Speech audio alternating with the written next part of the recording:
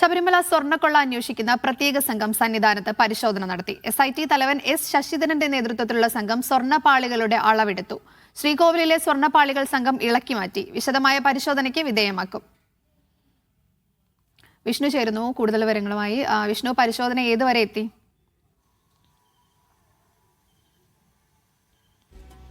പരിശോധന ഇപ്പോൾ അവസാനിച്ചിരിക്കുന്നു. ശബരിമല സ്വർണ്ണക്കേസുമായി ബന്ധപ്പെട്ടാണ് SIT തലവൻ S ശശിധരന്റെ നേതൃത്വത്തിൽ സന്നിധാനത്ത് പരിശോധന നടന്നത്.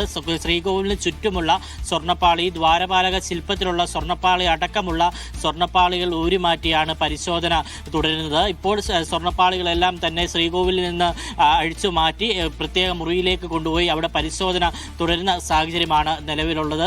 ഹൈക്കോടതിയുടെ പ്രത്യേക നിർദ്ദേശപ്രകാരമാണ് SIT വീണ്ടും ശബരിമലയിൽ സ്വർണ്ണപ്പാളി അന്വേഷണം നടത്തുന്നത്. ഏതെങ്കിലും തരത്തിൽ ഇതിന് സ്വർണ്ണത്തിൽ കുറവ് വന്നിട്ടുണ്ടോ, അതോ മറ്റേതെങ്കിലും ലോഹത്തിന്റെ കലർപ്പ് ഈ സ്വർണ്ണപ്പാളിയുമായി ചേർന്നിട്ടുണ്ടോ എന്ന് തക്ക വിധത്തിലുള്ള അന്വേഷണമാണ് SIT നടത്തുന്നത്. കഴിഞ്ഞ ഒരു പ്രാവശ്യം SIT ഇതുപോലെ തന്നെ സ്വർണ്ണപ്പാളികൾ ഇളക്കിയുള്ള അന്വേഷണം നടത്തി. ഇത് കൊണ്ടുപോയി പലതരത്തിലുള്ള പരീക്ഷണങ്ങൾ ചെയ്തിരുന്നു. പക്ഷേ യാതൊരു വിധത്തിലുള്ള ക്രമക്കേടുകളും ഇതിൽ നിന്ന് കണ്ടെത്താൻ കഴിഞ്ഞിരുന്നില്ല. പക്ഷേ കൂടുതൽ സംശയം വർദ്ധിച്ചോടെയാണ് SIT വീണ്ടും എത്തിയതും ശബരിമലയിൽ ശ്രീകോവിലിന് ചുറ്റുമുള്ള സ്വർണ്ണപ്പാളികൾ ഇറക്കി മാറ്റി ഇപ്പോൾ സാമ്പിളുകൾ ശേഖരിക്കുന്നത്. ഇത് മുംബൈയിലേക്കാണ് കൊണ്ടുപോകുന്നത്. അവിടെ കൂടുതൽ അഡ്വാൻറ്റേജ് ഉള്ള ഒരു ലാബിൽ ഇതിൽ കൂടുതൽ തരത്തിലുള്ള പരിശോധനയ്ക്ക് വിധേയമാക്കും. ഏതെങ്കിലും തരത്തിലുള്ള ക്രമക്കേടുകൾ ഈ സ്വർണ്ണപ്പാളിയിൽ വന്നിട്ടുണ്ടോ എന്ന് SIT സംഘം അന്വേഷിക്കും.